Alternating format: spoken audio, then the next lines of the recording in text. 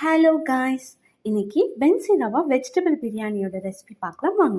First நமக்கு தேவையான onions, tomatoes, vegetables எல்லாம் ரெடி பண்ணிவிட்டு ரவாவையும் ஒரு பக்கம் வறுத்து வச்சிடலாம். இப்போ கடாயை வச்சு ஆயில் ஆட் பண்ணி கடுகு சேர்த்து வெடிச்சோன்னா கடலைப்பருப்பை ஆட் பண்ணி இதை நல்லா கோல்டன் ப்ரௌன் ஆகிற வரைக்கும் வதக்கிக்கலாம். அப்புறம் பொடியாக நறுக்குன இஞ்சியை சேர்த்து க்ரீன் சில்லிஸும் கறி லீவ்ஸையும் ஆட் பண்ணிடலாம். இது நல்லா எல்லாம் சேர்த்து வதக்கணுன்னா ஆனியன்ஸை சேர்த்து நல்லா மிக்ஸ் பண்ணிக்கலாம். அண்ட் இப்போ இதில் டொமேட்டோஸ் அண்ட் கொரியாண்டர்ஸையும் சேர்த்து வதக்கிட்டு மஞ்சத்தூள் அண்ட் உப்பு ஆட் பண்ணி நல்லா வதக்கிக்கலாம்.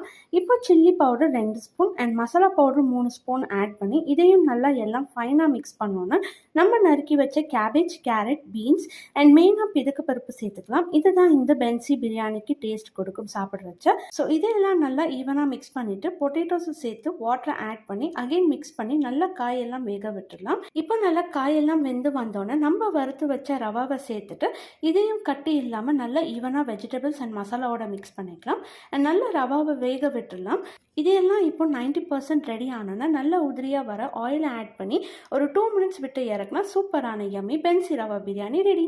ஸோ இந்த யம்மியான ஹெல்தி ரெசிபியை ட்ரை பண்ணி பார்த்துட்டு கமெண்ட்ஸை சொல்லுங்கள். And many more recipes and vlogs பார்க்க நம்ம சேனலை சப்ஸ்கிரைப் பண்ணி வச்சுக்கோங்க.